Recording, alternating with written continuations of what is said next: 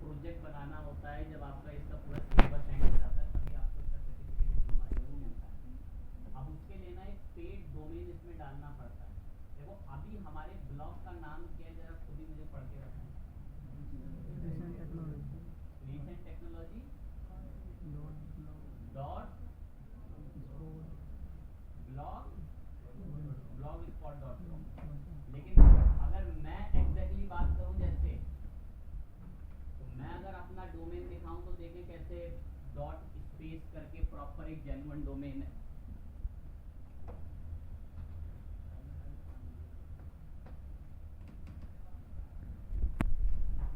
Blog दिखाया, उसका domain इतना बेकार था कि उस डोमेन पे ये blogspot.com आ रहा है, और यहाँ देखें तो कितना बढ़िया से डॉट स्पेस आता है, इतना अच्छे से नाम आता है, छोटा सा लगता भी है कोई प्रोफेशनल नाम, और यहाँ तो कहीं लगता ही नहीं है कि कोई नाम, बिल्कुल बेकार है। Recent technology blogspot.com। अब हमें खरीदना है पेड डोमेन। अब पेड डोमेन कैसे खरीदा जाता है, तो मैं तो एक पेड डोमेन खरीद के आपको दिखा दूंगा।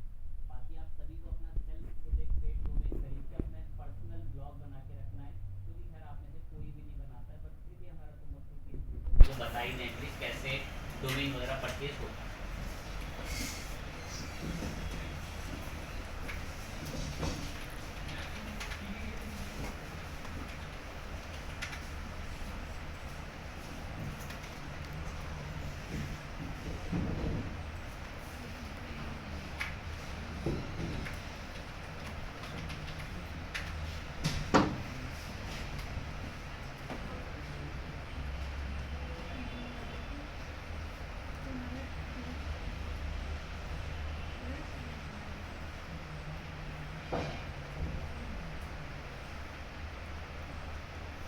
हम एक डोमेन परचेज करने आए हैं,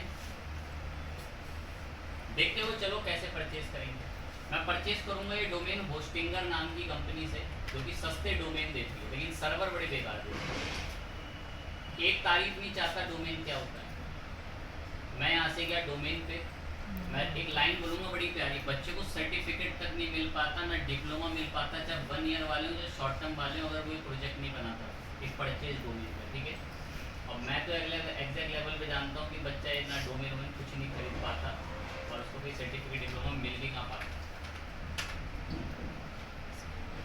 अब मैं इनकी वेबसाइट पर आया हूँ होस्टिंगर वालों की, और इस वेबसाइट पर आकर मुझे डोमेन खरीदना है। मैं सर्विसेज में जाकर इनका डोमेन सर्च करूँगा कि मुझे इनके पास से नाम खरीदना है। कह रहा क्या नाम खरीदना है, तो चुन लेना जो नाम बेहतर लगे आपको। मैं एक नाम जैसे खरीदता हूँ अभी,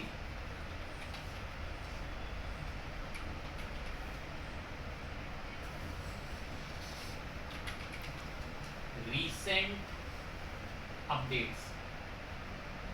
सर्च करते देखते नाम की क्या डिमांड। नाम भी बड़े सोच समझ के आपको खरीदना पड़ता है। कह रहा रीसेंट अपडेट्स डॉट इन, पहले से किसी ने खरीद रखा है। और देखते हैं, कह रहा चाहो तो रीसेंट अपडेट्स डॉट ऑनलाइन बहुत सस्ते में मिल जाएगा। कह रहा है रीसेंट अपडेट डॉट साइट भी बहुत सस्ते में मिल जाएगा। .com तो मिल ही नहीं रहा, होगा पहले से किसी का। .in भी किसी ने पहले से ले रखा है। जो बहुत फाइनेंस वाले हैं वो बहुत महंगे हैं, देख सकते। हमने एक सस्ते दाम वाला डोमेन, बाकी भी ऐसी खरीदते हैं, सब सेम ही है। Recent updates dot site. मैं काश हमारी वेबसाइट का नाम ये हो। अभी तो इतना बुरा नाम है कि अच्छा ही नहीं लगता। मैं काश ये नाम हो। तो होस्टिंगर कह रहा मुझसे खरीद लो, लेकिन साल का आपसे 130 रुपये लूँगा। लेकिन जब आप इसे रिन्यू कराओगे तो इसी डोमेन की फीस 5500 रुपये लूँगा, 5,500 रुपये। एक साल के लिए कितने रुपए का भी 130 टैक्स लगेगा, 130-40 का हो जाएगा। एक साल के लिए 140 रुपये में एक नाम दे देगा। लेकिन कह रहा है जब ये रिन्यू होगा तो तकरीबन कितने का होगा, 5,500। मैं कोई भी देखी जाएगी, हमने बाय नाउ। अब हम एक नाम खरीदने आए हैं नाम आपको पसंद भी करा दिया, नाम बहुत रिसर्च करके खरीदा जाता है, उम्मीद करता हूँ कि वो आप कर सकते हैं। 1 साल के लिए ये डोमेन 89 रुपये के हिसाब से 2600 रुपये का डिस्काउंट मिलने के बाद आपको इतने का बता रहा है, बहुत सस्ता पड़ेगा। कह रहा है और भी चीज़ें चाहो तो खरीद सकते हो इसके साथ, मैं नहीं खरीदनी। कंटिन्यू कह रहा अकाउंट है, हाँ मेरे गूगल से लॉगिन कर, ऑथेंटिकेशन कोड डाल दें।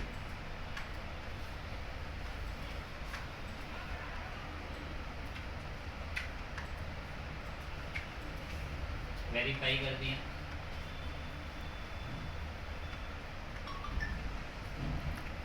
₹103 का पड़ रहा है टैक्स, ठीक है। और भी जोड़ना तो चाहिए था टैक्स, और पता नहीं क्यों नहीं जोड़ा। बिलिंग डिटेल में जो जो चीज़ें मांग रहा है उसको भर देना, अगर जिन पे स्टार वाला है। अदरवाइज कंटिन्यू करो। कंटिन्यू करने के बाद फाइनल पेमेंट पे ले जाएगा, हम इसको यूपीआई के थ्रू पेमेंट कर देंगे।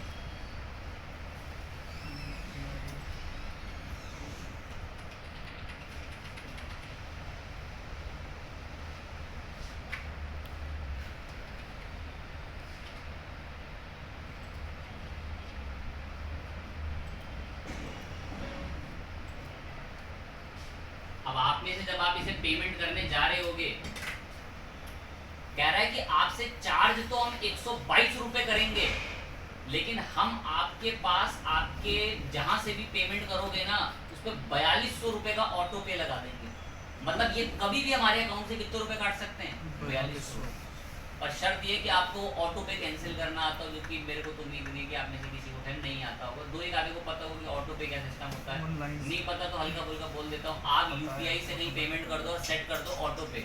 मीन्स आप नेटफ्लिक्स का एक सब्सक्रिप्शन खरीद रहे हो 590 रुपये का, आपने परचेस करके खरीद लिया। नेटफ्लिक्स ने कह दिया कि मैंने ऑटो पे सेट कर दिया, हर महीने आपके अकाउंट से 590 रुपये मैं क्या कर लिया करूंगा, काट लिया। तो ऐसे पता है ये क्या कह रहा है? कह रहा है हम आपसे परमिशन लेंगे, काटेंगे तो अभी 122 ही, लेकिन आप हमें एक हक दिलवा दो कि हम आपके अकाउंट से कभी भी कितने रुपए काट सकते हैं, 42। तो हम उसे हाथों हाथ कैंसिल कर देंगे। ऑटो पे कैंसिल करना भी आना एक बहुत बड़ा चैलेंज है कुछ बच्चों के लिए, जिसको पता ही नहीं वो ऑटो पे क्या होता है।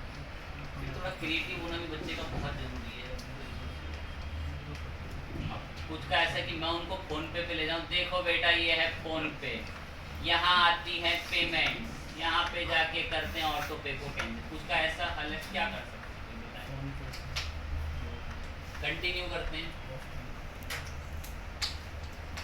हम हमारे ब्लॉग के लिए एक नाम खरीदने के लिए सब ये कर रहे हैं। नाम हमें अपने ब्लॉग के लिए खरीदना है, जो कि जस्ट अभी हमने देखा है होस्टिंगर से।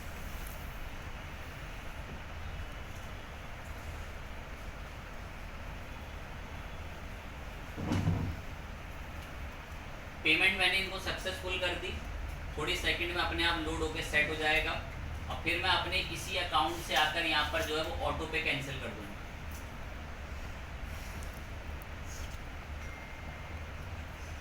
तो मैं हाथों हाथ पहले वो ऑटो पे कैंसिल कर देता हूँ।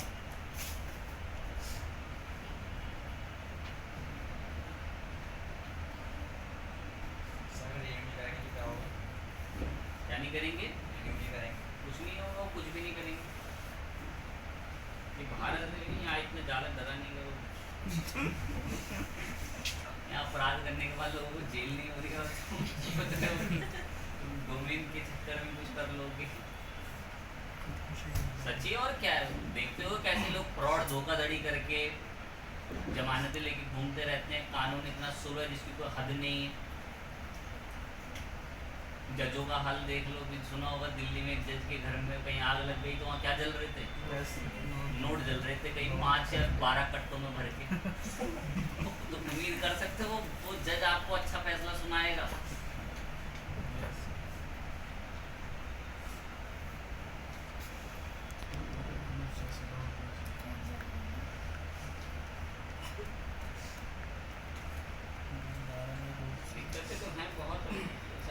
मैंने बोल दिया है कि मेरे बैंक अकाउंट को मैंने फ़ोन पे को बोल दिया है कि अगर ये होस्ट गेटर कभी भी पैसा मांगने आए तो इसको 1 भी रुपया मत देना, 0 रुपये देना है इसको।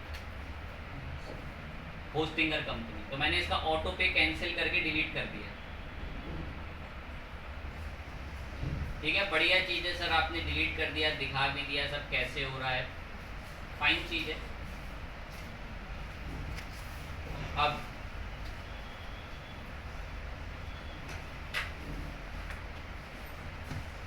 ये नाम किस कंपनी से खरीदा है?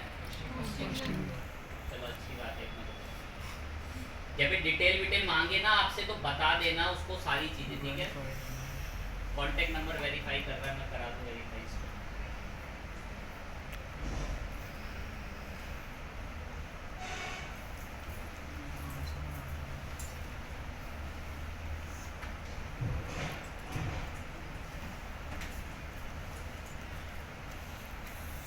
होस्टिंगर कंपनी से एक नाम खरीद लिया हम लोगों ने,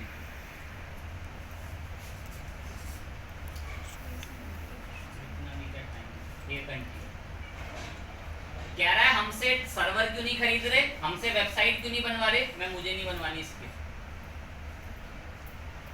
वेरिफिकेशन लिंक भेजा है, कह रहा है एक बार देख लूं कौन सा वेरिफिकेशन लिंक भेज दिया इसने। ऑलरेडी मेरा अकाउंट बना हुआ है, फिर भी पता नहीं किस बात का वेरीफाई हो गया। वेरीफाई आप भी वेरीफाई करा लेना, अगर आए तो अपना डोमेन एक्टिवेट नहीं करेगा, ध्यान रखना इस बात को। तो मैंने अभी वेरीफाई करा लिया, एक्टिव हो गया। किस नाम से नाम खरीदा हम लोगों ने? रीसेंट अपडेट डॉट, जो भी आपको सस्ता वाला मिला आप खरीद लेना, ठीक। आप सर ये नाम यहाँ कैसे आएगा? इधर। तो इसके लिए ना जहां से भी आपने नाम खरीदा है उसके आपको डीएनएस नेम सर्वर में आना पड़ेगा, और यहाँ पर आपको कुछ डिटेल्स मिलती है नीचे। पहले जो डिटेल्स भरी हुई है इनको डिलीट कर दो।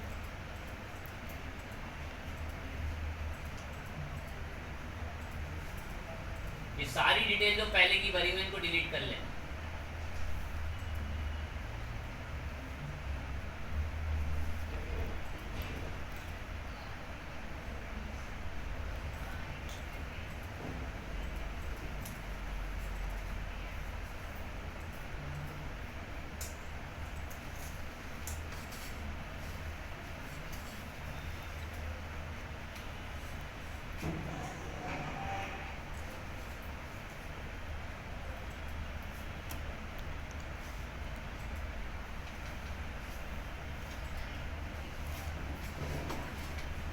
सारे हम लोगों ने रिकॉर्ड डिलीट कर दिए।